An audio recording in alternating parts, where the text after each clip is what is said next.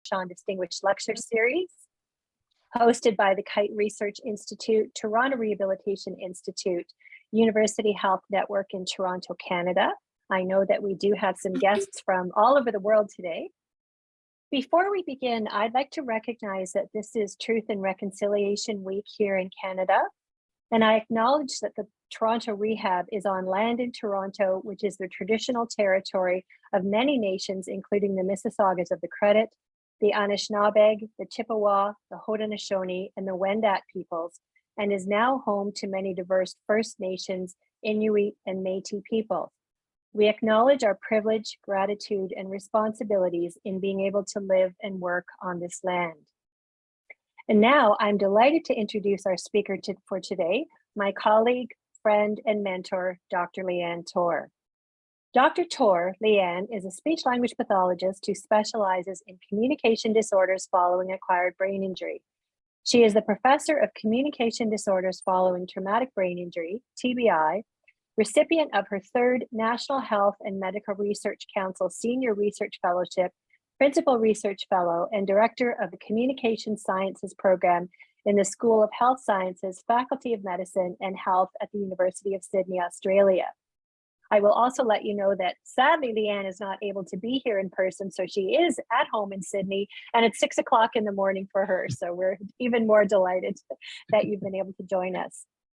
Leanne is an international leader in the field of cognitive communication disorders following TBI, and her innovative work in the area of communication partner training is widely recognized as a highly efficacious and evidence-based means of improving outcomes for people with TBI and their close others.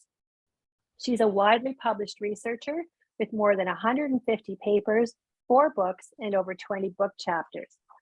She has attracted a total of more than $31 million in external grant funding, Australian, and she's been awarded several awards for her work by various groups, including Speech Pathology Australia, the Australian Society of the Study of Brain Impairment. She's also an invited member of the Development Group for Traumatic Brain Injury Interventions for the World Health Organization. She's also the sole international board member from 2020 to 2025 on the American Speech Language Hearing Association ASHA Journals Board, responsible for the Journal of Speech Language Hearing Research, American Journal of Speech Language Pathology, Language, Speech, and Hearing Services in Schools, and American Journal of Audiology and Perspectives. She's also the chair of the editorial board for Brain Impairment and an editorial board member of several international journals, including Brain Injury, Brain Impairment, Aphasiology, and the International Journal of Speech Language Pathology. Leanne is also a respected and beloved mentor who has trained many of the world's leading and up-and-coming scholars and clinicians in the field of cognitive communication disorders and communication partner training. Finally, she is a warm and engaging speaker and an absolutely lovely person. I'm honored and delighted that she agreed to give her talk, and welcome, Leanne. Wow, I don't think I've ever had an introduction like that in my life, Catherine. That's well deserved. Thank you so much. That's just lovely. And thank you to you, and thank you to Jose Zarifa, who I know is here on the call, and to the Kite Research Institute for this absolutely lovely invitation to deliver the Mark Rochon Distinguished Lecture, and also the Toronto Rehab Institute. And I'd like to particularly thank Mark Bailey, Dr. Mark Bailey, who is a long-standing colleague and friend of mine as well.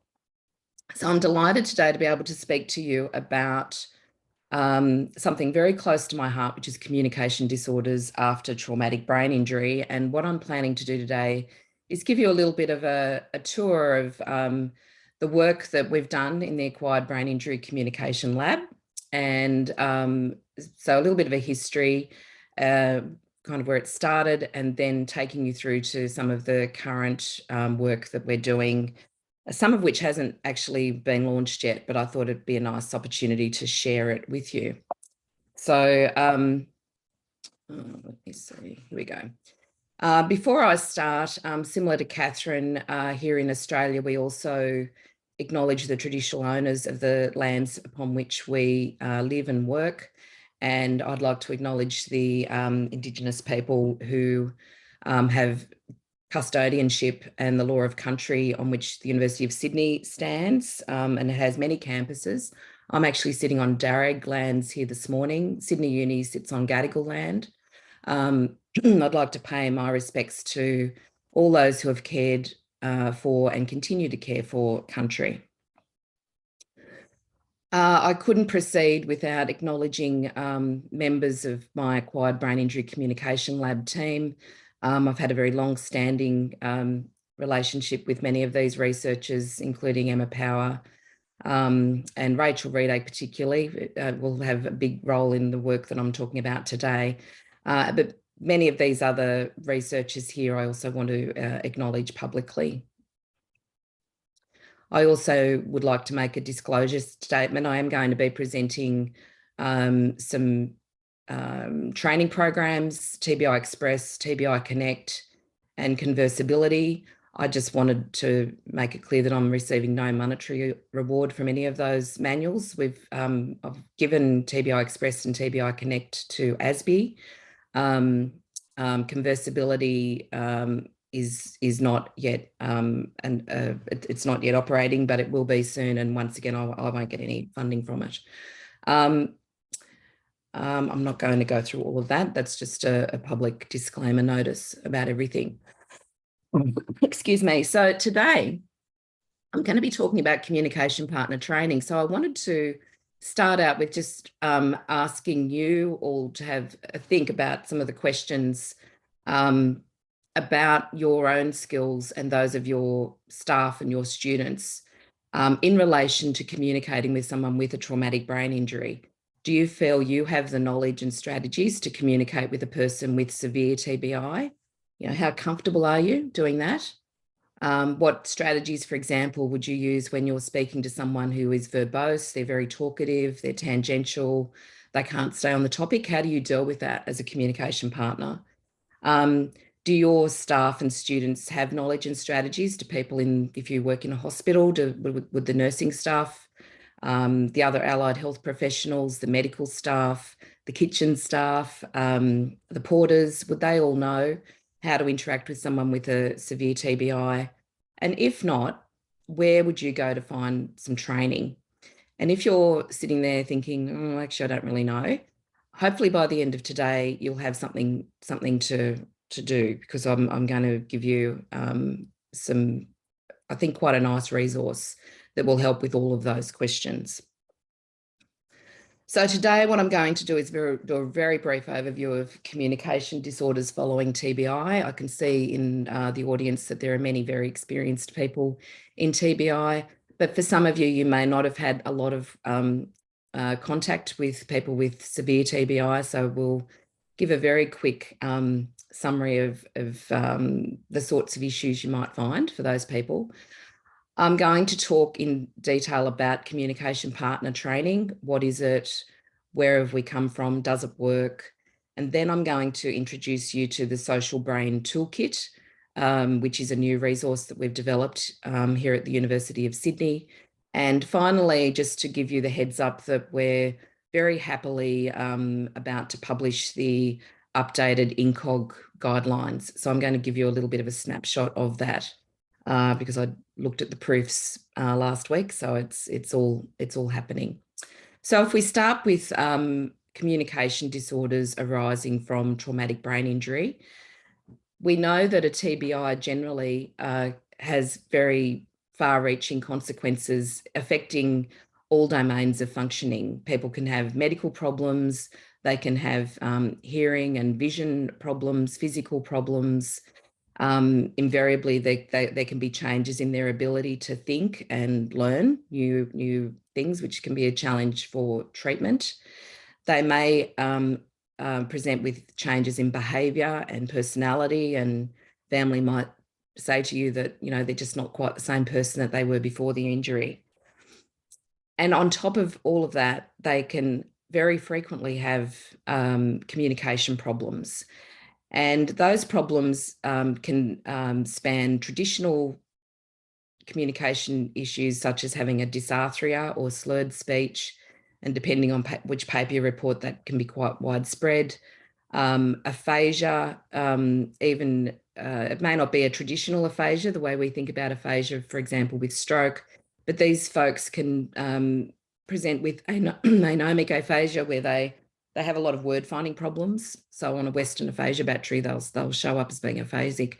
But really, that's not the key issue. The key issue for many of these people is their conversational skills problems. And there are a number of terms used to describe those conversational skills problems: cognitive communication disorders, disorders of social cognition, social communication difficulties. There are many, many different ways that these problems are described. But as my colleague Sheila McDonald spoke about in a paper in 2017, it happens for 3/4 of patients. So it's very, very common for these people to just have difficulty having a conversation with their family, being able to engage in their rehabilitation. The nature of poor conversational skills ranges though. So they don't all look exactly the same, and it can range from a deficiency where the person is impoverished in their communication. They might have very flat affect, a lot of word finding problems, unable to generate new ideas or maintain topics. And then some are kind of the other end of the spectrum. So they have very excessive talkativeness. They're all over the place. They can't stay on a topic. They dominate talking time. It's very hard to get a word in, and they can be very repetitive. So when speaking to these people, it's been reported that it can be very taxing, very difficult, to the point where friends and family start to avoid them because it's just too hard. And therefore, that can start impacting on their pre-injury relationships, and I should say their development of future friendships. And as a result, cognitive communication problems really can impact on a person's capacity to have a job, to keep their friends, make new friends, to go back to school, and to engage in community life. So communication partner training, I'm talking to you about that today because it can actually improve the communication of the person with TBI. So as well as training the family member or the carer, we've now got evidence to show that if we do that, we can change the way a person with brain injury communicates as well. I'm going to take you back, rather embarrassingly, with my curly hair, to 25 years ago, where I was a clinician, and I worked as a clinician for 10 years at Lidcombe Hospital. And this is a picture with, I don't know who the woman is right in the middle between Skye and I, but there's Skye McDonald and Robin Tate. And I was faced with the issue of working with people with brain injury and assessing them using traditional means and taking them back to their families, and then watching them communicate with their families and realising that this person was completely different when they talked to their families. And so that made me doubt really the social validity of a lot of what I was doing in terms of my assessment. So it led me to enrol in a master's degree, and by 1997 I published the first study of how communication partners interact with people with brain injury compared to people without a brain injury. So I did a relatively small study, but I've since replicated the findings many times. And what I found was that when I studied the interactions of mothers, I also looked at police, I looked at call centre operators, and I looked at therapists talking to people with brain injury and actually to their brothers who didn't have a brain injury. And I found that they were doing really different things with their communication, and it wasn't always good. So they were talking to the person with brain injury like they were a teacher. They were asking them questions like, what did we do this morning? And that's kind of like not a great question because it's a testing question. It's testing memory. They were asking lots of clarification and checking questions. They were talking to the adult with TBI sometimes as if they were a child. They were speaking for them. And then they really didn't have strategies. If the person talked too much or went off topic, or they weren't talking enough, the partners didn't seem to really know what to do. And ultimately, the person with brain injury seemed to have much less opportunity to communicate. in those interactions than what their brothers did. So I published a paper, I cannot believe it's 25 years ago, with Linda Hand and Chris Code, which was the first part of my PhD. And that was really the springboard that started me thinking about communication partner training. So I embarked upon a program of partner training, which continues today. The first study was actually training the police, and I'm not going to be going through that study in any detail today, only to say that that was when I could see that if we just trained the police officers, they became more aware of their own communication. We gave them strategies about how to interact with people with brain injury. And that training ultimately led to improved efficiency of the service inquiry when they repeated a task at the end of the training. And that was a well-conducted randomized controlled trial study. So that gave me the confidence to then move towards families, carers and friends. And these three programs I'm going to talk about in more detail today: TBI Express, TBI Connect, and Conversability. TBI Express is a face-to-face program. TBI Connect is done via video conferencing, and that work was led by Rachel Reedake. So she developed a whole lot of PowerPoints and posted handouts out to people. It's not a fully integrated online program. While Conversability is what we are working on, and it will be launched next year, that's going to be a fully integrated online program. We've also developed a 2-hour self-directed program called Interactability, which I'm going to talk to you about, that anybody can do. So if we start out with TBI Express, TBI Express was a program that we developed with the idea of being delivered face-to-face with group and individual treatment. Each group had 4 to 5 people with brain injury, and then they'd bring along their communication partners, and we had 2 therapists, and they would attend quite a lot of therapy. So they had 2.5 hours of group each week plus a 1-hour individual session, and that went for 10 weeks. So there was a 35-hour total dose for TBI Express. We developed a manual, which you can see the cover of there in the top right. And we've also developed a website which has quite a lot of information about it. It has a link to where you can purchase it if you want to. There's also a lot of videos on that website that you can just use in your therapy, which I know it is widely used around the world. And really the aim of TBI Express was to have more enjoyable and productive conversations. That was the primary goal. We would identify the sorts of problems people were having in their dyad during their interactions before the treatment, and then we develop goals based on those issues, and we would work through a number of modules to work on a person's individual goals. These are just general principles of TBI Express training, which I think we've used with all our training programs. The idea, it's that old adage, you need to train what you want to improve. If you want to get better at conversation, you need to practice conversation. So practicing in conversations and role plays. We used a lot of immediate feedback, observation sheets, helping people start to self-monitor their behaviour. We expected daily homework practice, which our joint participants actually did do that. Integrating what they were learning into their everyday activities. So rather than thinking we're going to generalise at the end, we were really starting right at the beginning with everyday tasks. We would have a real review of the homework, and we were really using a lot of those principles of neuroplasticity that I'm sure we're all familiar with. So this was what the program overview looked like, and those 3 stars really, I think, are the 3 primary strategy learning sessions that we felt were most powerful and effective in helping partners learn how to communicate with people with brain injury.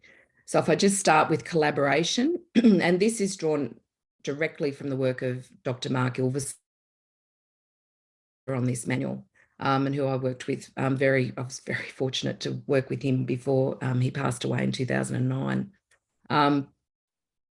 We're doing this together. So the overarching thing is that a person with the partner needs to approach the interaction in a very positive way. We're doing this together. What can I do to help make this easier for you? Providing emotional support. I'm with you. It's okay. Being a positive questioner. There's some of the interactions we saw before we started the training were not fun. They weren't approaching this interaction in a positive way. It was a bit of a drag. It was a bit of a, oh, all right, we've got to have this talk. We've got to have this conversation. So it just wasn't, it didn't bring light to the person with brain injury when the interaction started. And really being collaborative in turn taking. So making sure that the partner was interested in sharing the conversation. So this is just an example to bring that to life a bit. So if the person with traumatic brain injury said, I want to have my birthday barbecue at home, and the mother says, oh, of course you can't have a big barbecue in our unit. We're going to have it at a park. Well, that's very non-collaborative, right? And so you'd be thinking, well, how do I help her answer that a little better so that we're having a collaborative conversation? So what we're going to do is start teaching her some new ways to think about how she might answer that question.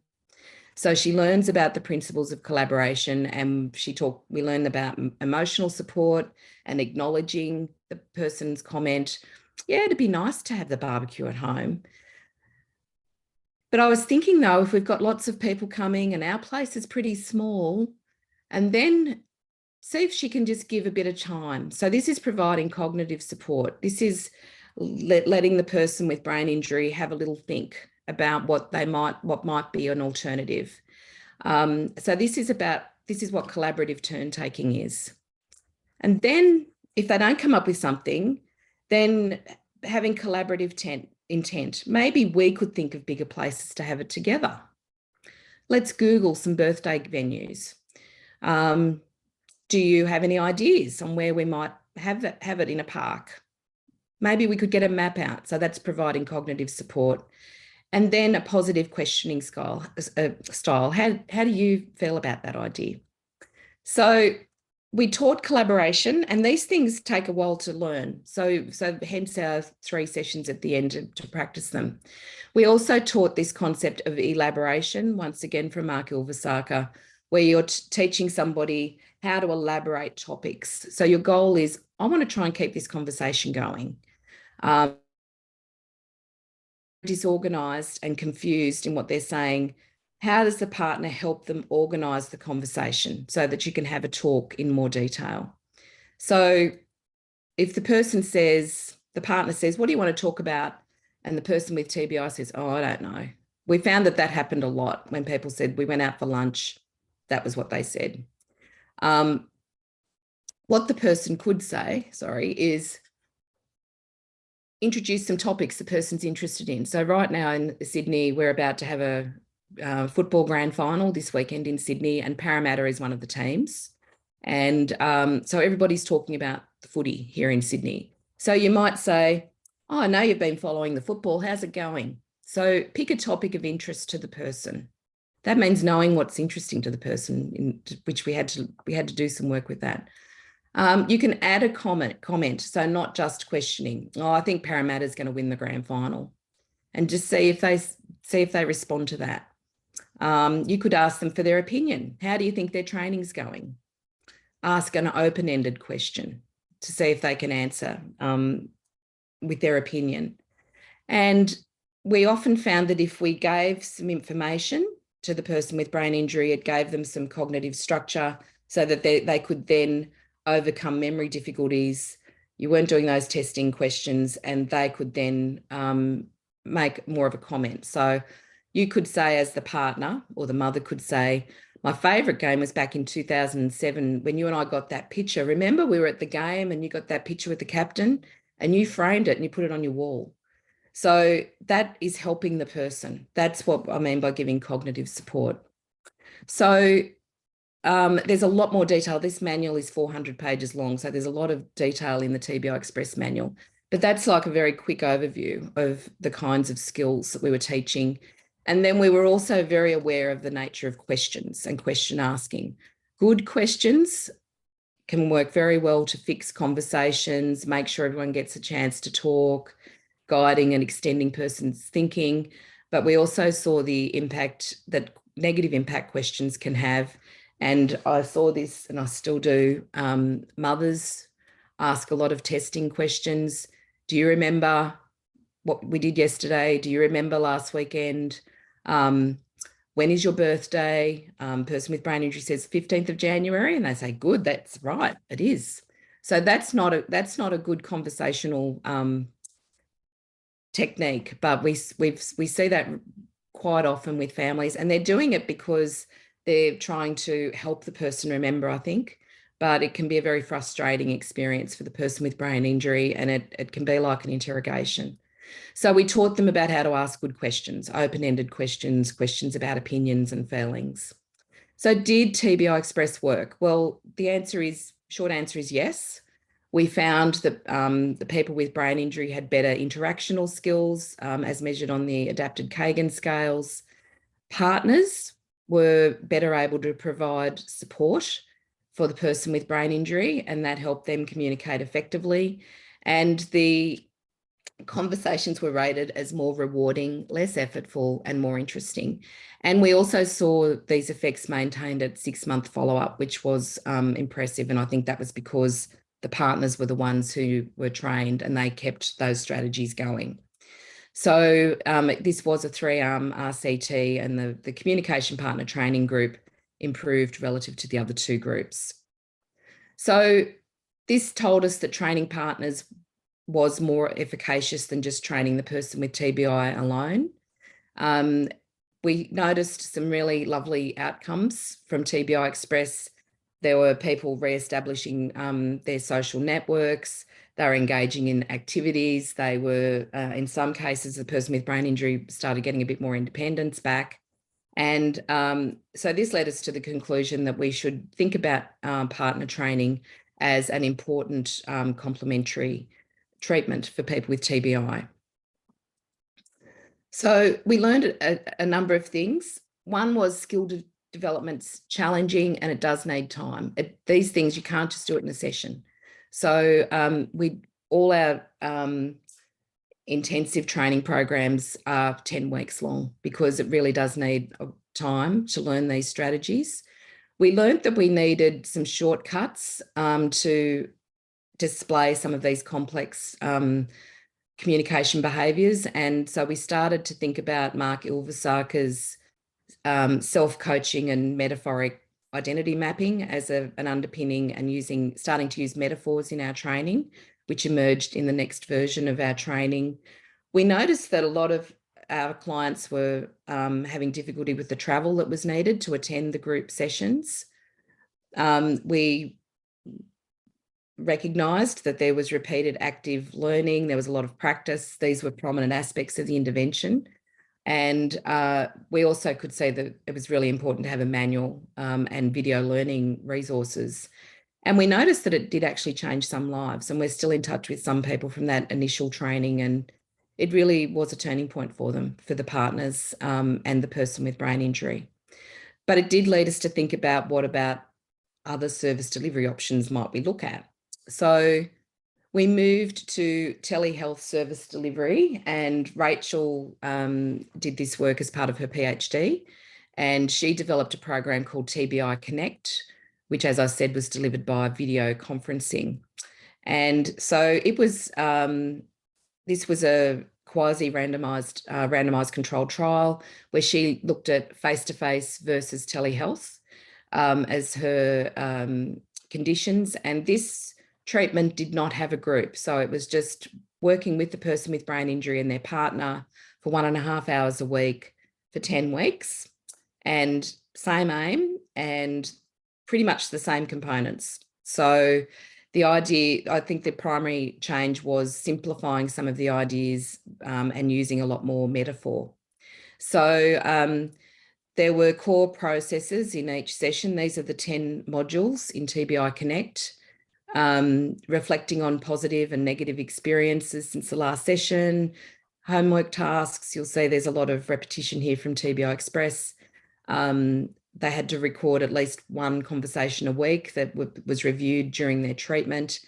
They had homework practice, and there was a session summary that was sent to them after each session. So the key concepts in TBI Express were thinking about teamwork. So conversation is a team sport. Getting the partners to think about, is one person dominating or are the conversations equal? What opportunities as a partner are you giving each other to ask questions, express ideas and opinions, and engage in positive interactions? And then we talked about thinking support, emotion support. And as I said, we used PowerPoints. So this is just one, there's quite a lot to this as well, but this is just one of the slides about emotional support, and I'm with you, it's okay.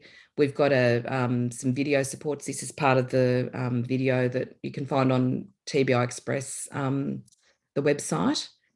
And this was sort of summarising, we want people to be doing the green things, not the brown things. So I'm with you, it's okay means respecting the person's opinions, being enthusiastic about their ideas, acknowledging when a task is difficult.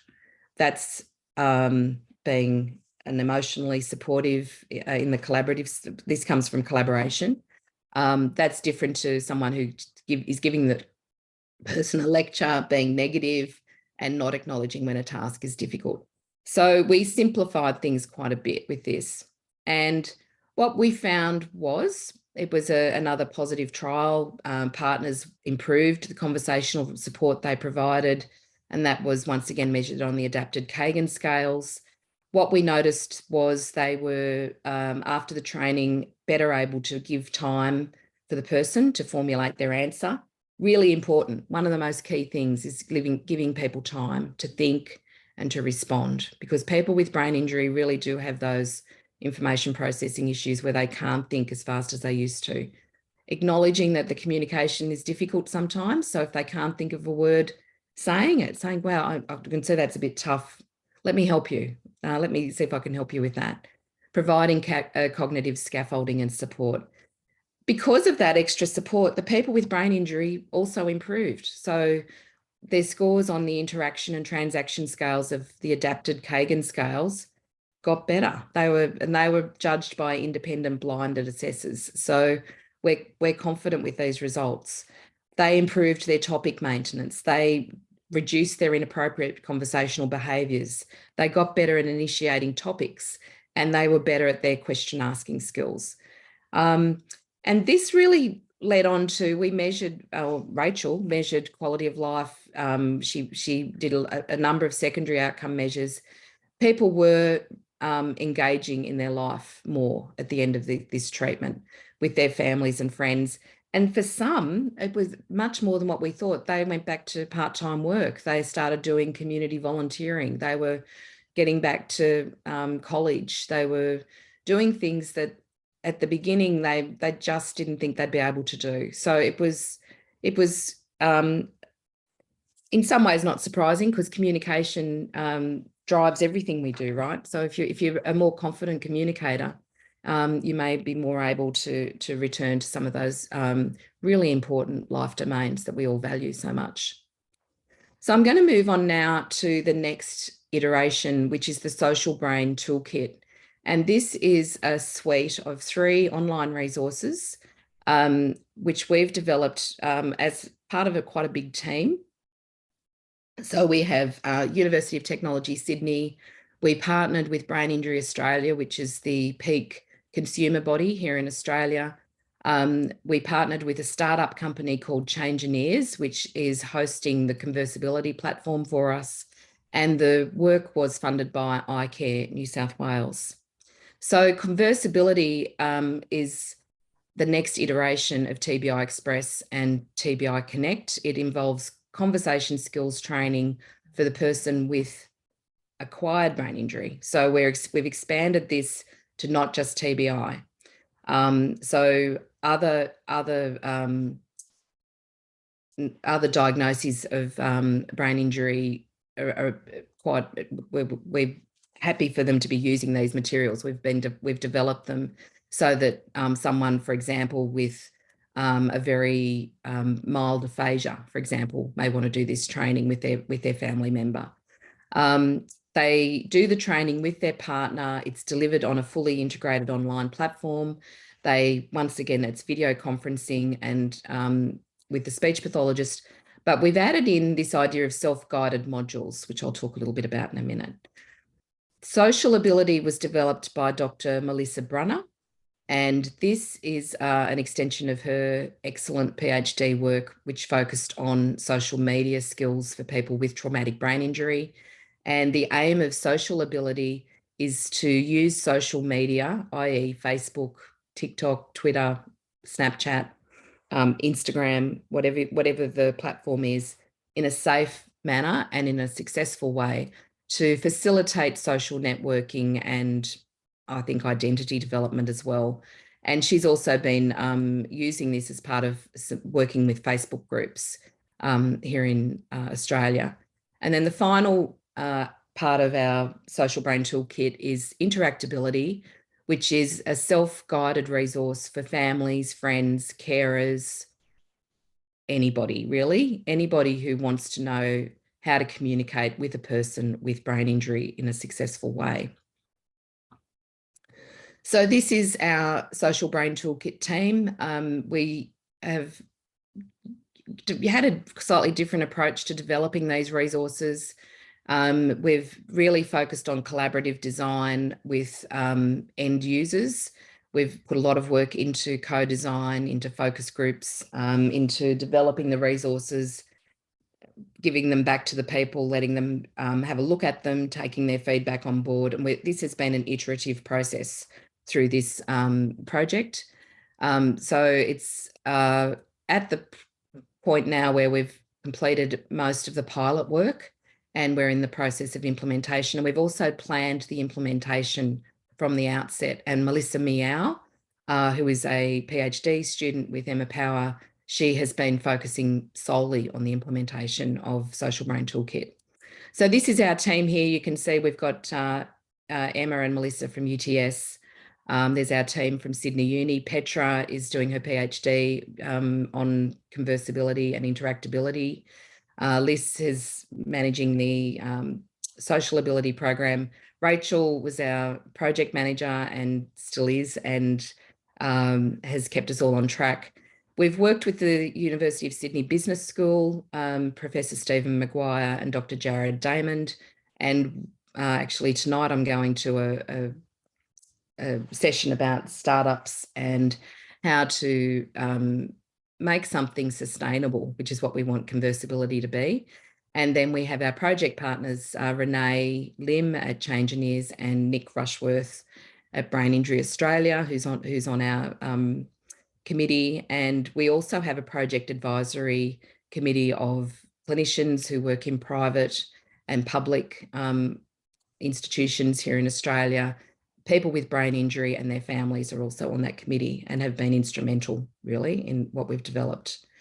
So I'm just going to play you this little video. Welcome to the Social Brain Toolkit.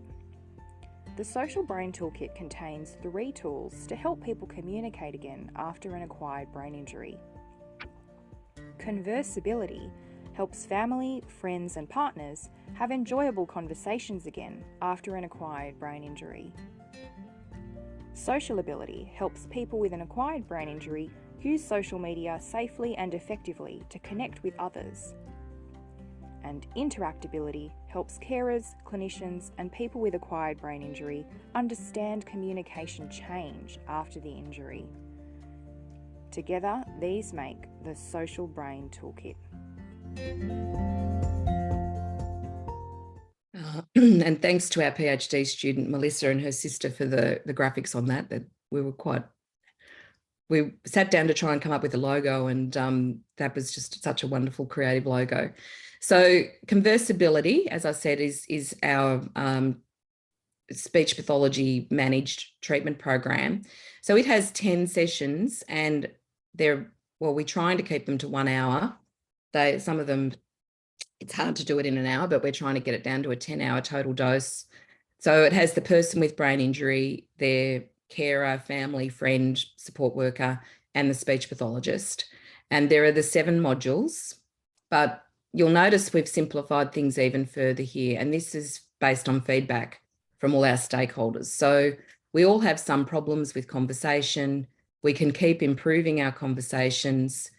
We want to match our conversation to the situation. We want to work together to get the message across. Talk like you are teammates. So these are all different modules. Keep your conversations going. Make your conversations organised.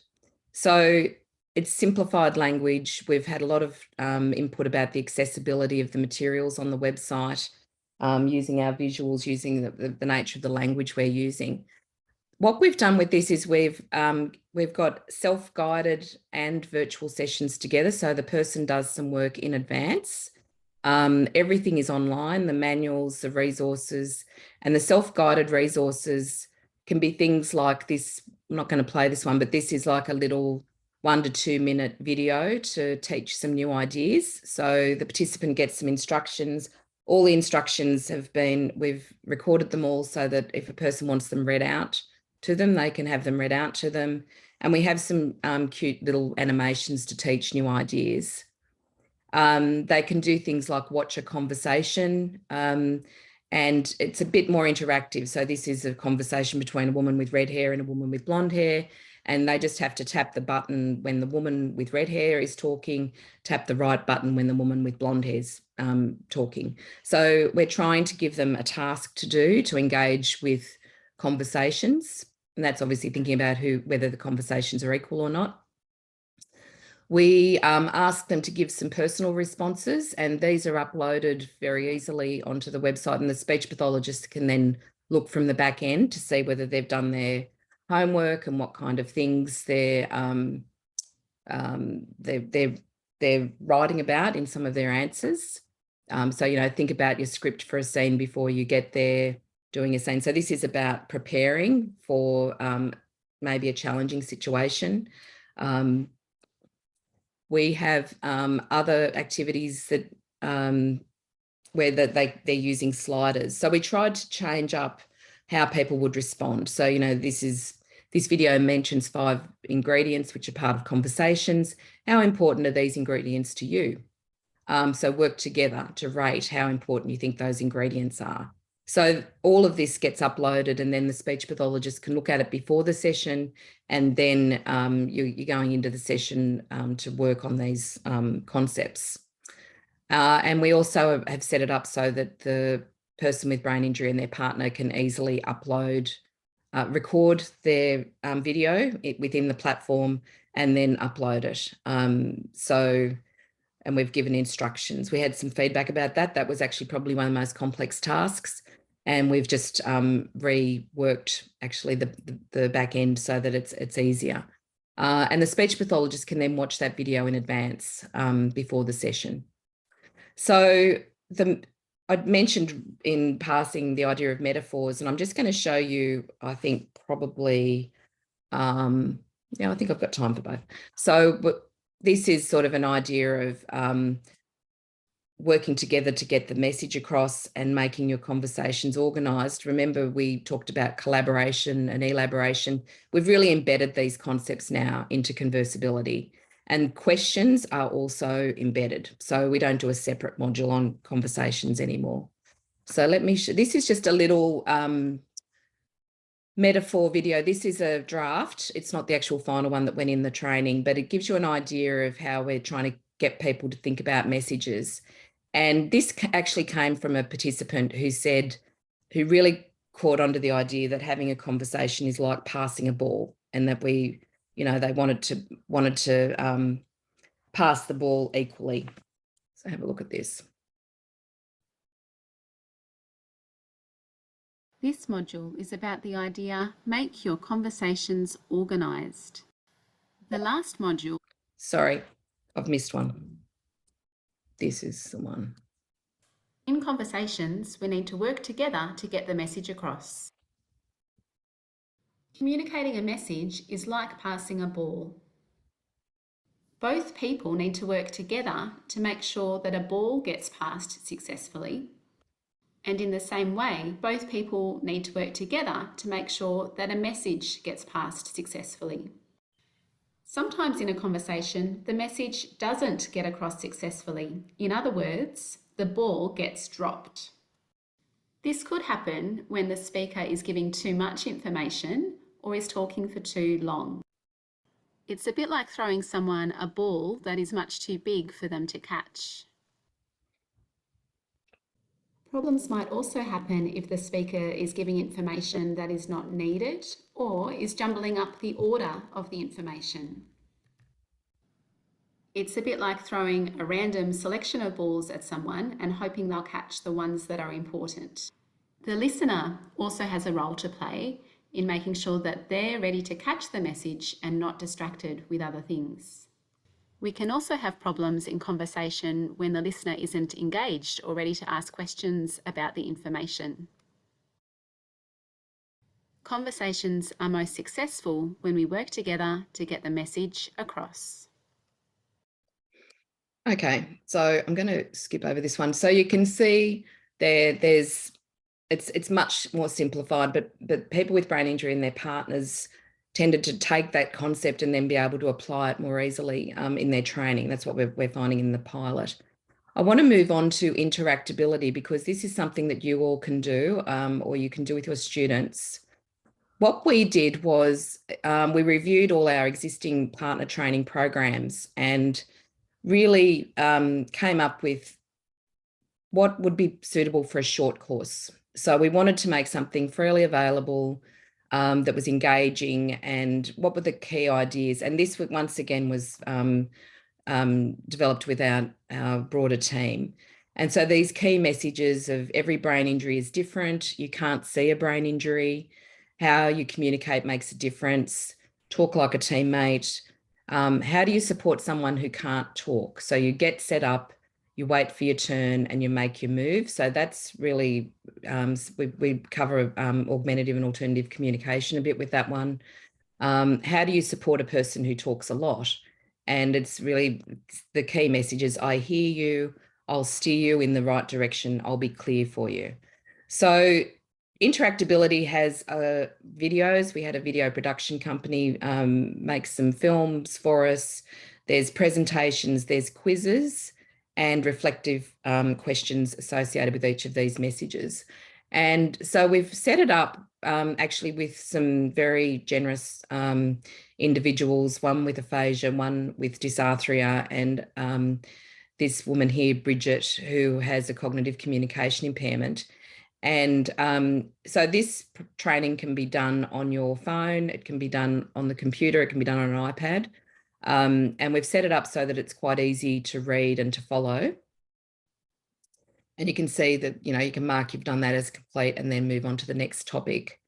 You can choose which modules you'd like to do, so you don't have to do all of them. So this is, I've just talked them, this is what it looks like from the front end. You need to log in and enroll, but it's completely free. And then once you've logged in and you've got a username and password, you can go in and out as many times as you like. We have continued the theme of using metaphors in this. You can see there the passing the ball metaphor. We've got be ready to catch person's message, set up your message to make it easy to catch. If a problem happens, try another way. So we have downloadable printable strategy summaries as well. Each module takes about 20 minutes, which we talk about snackable learning. The whole program takes about 2 hours, and it's trackable learning. So the website keeps track of what you've completed. And if you do complete all activities, you receive a certificate at the end, and some people have definitely done that. So Melissa Meow, as I said, is looking at the implementation data for this this project. We've so far had over 1,000 registrations from 29 countries. We do record what the background of the person is, whether they're someone with a brain injury, which surprisingly a lot of people with brain injury are doing the training, family and friends and other health professionals. And so far people are happy with the usability, they're satisfied with it, they're finding it useful. And we are collecting effectiveness data from the quiz data that's on Interactability, and people are improving in their knowledge and confidence, which has been very pleasing. So you can sign up for that. So just in my final few minutes, and I'm going to give you a QR code. You can sign up to give you the link to save you looking it up. Just to finish off, I wanted to reflect on all the work that we've done and the 25 years since that first paper about partners. In 2014, happily, I was part of an amazing team and still am, based primarily out of Canada, the United States and Australia, where we produced the INCOG recommendations, and I led the one in relation to cognitive communication. So we've had a paper out in 2014, which has been used a lot and referred to a lot and changed practice and laws actually in the United States, which is interesting. We also have the Arabi guide for cognitive communication, which I also wanted to mention, particularly because of its Canadian heritage and my good friends and colleagues there that we've worked on that one in the past. So INCOG, it's been quite a few years since we published this one. So Mark Bailey really led the development of the update INCOG, which I think is going to be 2023. This is the team that has helped put it together. And I just wanted to give a summary of where we're up to. We were able to find 26 new papers related to cognitive communication after 2014, and 12 new references for social cognition. So what we've done is we've got 9 recommendations, 5 have been updated, 4 are brand new, and they include cultural competence training, group interventions, telerehabilitation, and management of social cognition disorders. Cognitive communication has 8 recommendations, with 4 at level A, which is the highest level, and social cognition has 1 recommendation as well, which is our new social cognition one. And I just wanted to reinforce what we were talking about with cognitive communication as I come to finish. Intervention should focus on improving and restoring cognitive and social communication functions with gradual reintegration to daily functions and productive activities which are dependent on cognitive communication skills. The person with TBI should be provided with interventions which help them adjust to their cognitive communication impairments. And there are a number of treatments now listed in the INCOG journal article, and communication partner training now has quite good level A evidence. And happily, since 2014, we've had 2 excellent systematic reviews from Nicholas Ben and Catherine Wiseman-Hakes. And then we've also had some additional randomised controlled trial evidence from Rachel Reedake and also my own team. So my key messages for you today are that communication partner training is effective and acceptable to people with brain injury and their families. We now have telehealth, and we will have an online version of CPT. I think the way we're facilitating partner training has really shifted since 2010 when TBI Express was published. I think it's been really important to have a big influence from people with brain injury and their families in terms of co-design. We need to have this active learning component. We need to have people engaged in the treatment. And then we've got conversability, which is facilitating the person's own learning with the clinician. We've got Interactability, which is a free online partner training program that's available now. And I think the evidence base has really strengthened since 2014, and certainly since I started, when there was nothing. There was literally no communication partner training for TBI when I first started back in the 90s. So I'm really happy about that. So this is just a QR code for you to get into the Interactability website if you want to get into it. This is going to be recorded, so it'll be on YouTube at some point as well. If you miss this, you can just Google Interactability and it comes up. And I think that's it for me. So I'd like to open the floor to questions. All right. Well, Leanne, thank you so very much. That was absolutely wonderful.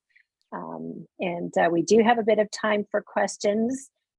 If anybody has anything that they would like to ask or share. And thank you all for, oh, I got two here. Let's just see.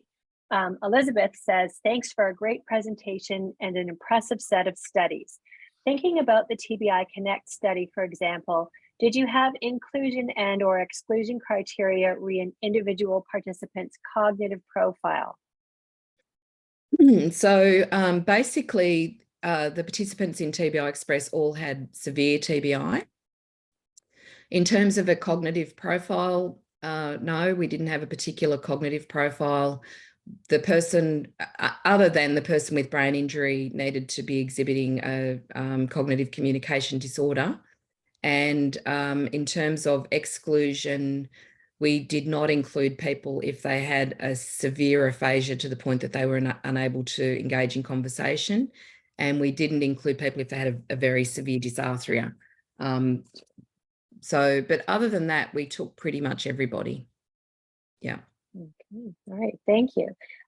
We have a comment. Brilliant talk. Thank you. Then we have a question here from Libby Dart Crook. She says, this is wonderful. I'm so excited about this. Do you have any thoughts about using the same framework outline for our pediatric population?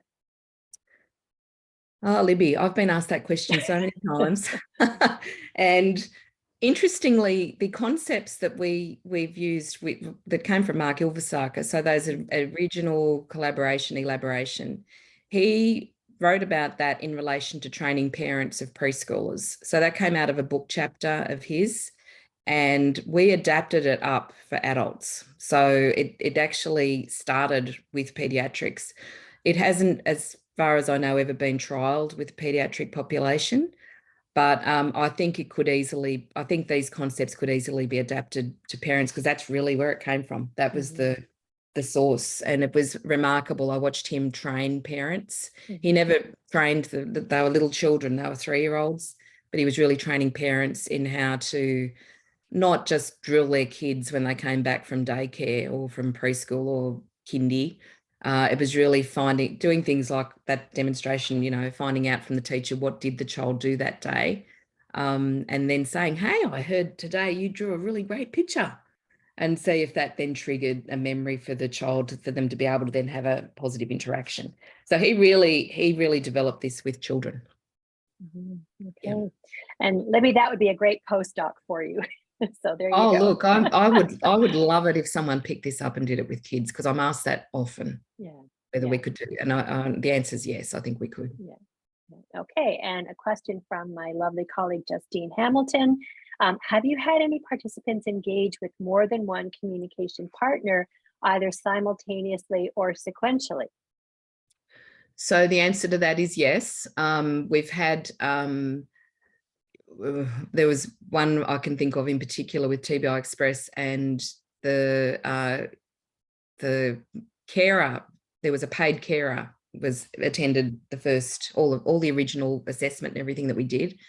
And the carer obviously told the mum what we were doing. And then she contacted us and said, I want to do it, and I want to train all the carers.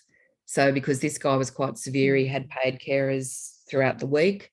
So we swapped it out. We reassessed with her, and she did like a train the trainer type thing. And we see that quite often, that we'll be training one family member and then other family members learn from that person. And because we give the person all the materials, you know, they had all the manual, they have their own like communication skills toolkit type thing. They get an overview of, these are the strategies that are going to help this person with brain injury if you do them.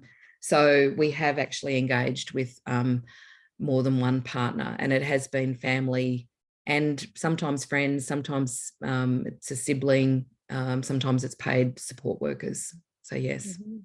Okay, yeah, great. Okay, we have a couple more questions here, and then I know that it's morning for Leanne, so you've got a full day ahead of you. But so a question from Elise Shimway. Wonderful presentation. I'm curious about how you address the issue of test questions, which is a Mhm. very common practice, did you explore the partner's underlying concepts regarding improvement through testing? Yes. So I think you've got to sort of, so what we would do is record the person before we start treatment. You've got the video, you'd sit down together with the person with brain injury and, you know, say it's the mum, and ask them, you know, about those, what they're doing when they're asking those questions. It can be a challenging, you know, it's not for the faint-hearted, really. It can be challenging. I think it requires excellent clinician intuition to deal with these issues, because you're dealing, and this is why it took me quite a long time to face working with families, because I think you're talking about interpersonal relationships between a mother and son, or between a husband and wife. So it does need to be done delicately. It's not like just don't do testing questions, they're bad. It's really, you know, what are you doing there? You know, is it, people are always doing things out of love, right? They're there, they want to try and improve things for the person. They want to help them get better. So I think what we would approach that very carefully, and we'd talk about, they are one kind of questions, but, you know, we notice that they're not the kind of questions you'd normally ask somebody if they didn't have a brain injury. And can we consider some other kind of questions that might be more enjoyable? So the focus is always on that overarching aim of having an enjoyable conversation, being, you know, it's not about, you know, and we would say to them, you're not the therapist. Like, it's about the roles in conversation. And so encouraging mum, you know, to just be a mum with your son. You don't have to be the therapist. You can do so much more good if you ask him some questions about his opinions and feelings, and be really interested in what he's, you know, doing. And I think if it's done that way, there's so much more benefit to that. You know, it's not beneficial to ask those testing questions. So I hope that answers your question, Elise. But I think that was kind of how we approached it, because I completely get what you're saying. We've really approached it, how else can we help this person improve? And testing questions may not be the best way to do that. Okay, thank you. Okay, two more quickly. This is a great question here. I'm sorry, I don't know the person's name, but she says, or they say, I joined a bit late, so sorry if this was already answered. Was there an indication for best timing for the training? And this is something we talked about in our INCOG conversations as well, i.e. acute, subacute, chronic.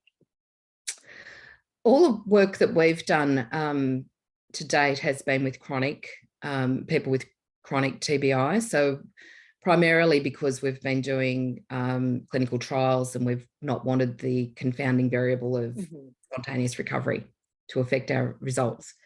Having said that, I know people around the world are applying aspects of TBI Express and TBI Connect into more acute settings and subacute settings. And, you know, we've got a group here, for example, running at RIDE, where they've kind of condensed it into a session for families while the person's still an inpatient, to talk about setting up positive strategies for when they go home, for how they're going to communicate with that person when they go home.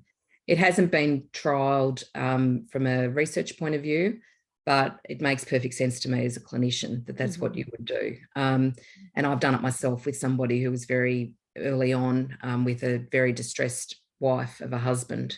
And we sat down and I said, look, this is what you can do to help. And then, you know, we really continued working on that together over a couple of years as he sort of slowly changed. So we don't have an indication of the best time for training, but I think the concepts are completely clinically appropriate to be doing in the early stages. Sometimes in the very early stages, families may not be ready for feedback on their own communication. So I think it needs to be treated with a bit of caution. I think by the time you're getting after the 1 year post-injury mark, and it's clear that the person with brain injury actually isn't going back to how they were before the injury, and the family members are starting to look for how can I help, I think we know that's actually quite a good time to be doing this sort of treatment. Okay, great, thank you. Okay, and final question here from Sue Decker, and she says, this has been such a rich presentation, thank you. The data is confirming what we're seeing in relation to partner training for communication with people with dementia. I think that's a valid point, recognizing that this is also used with aphasia, with dementia, with Absolutely. Yeah.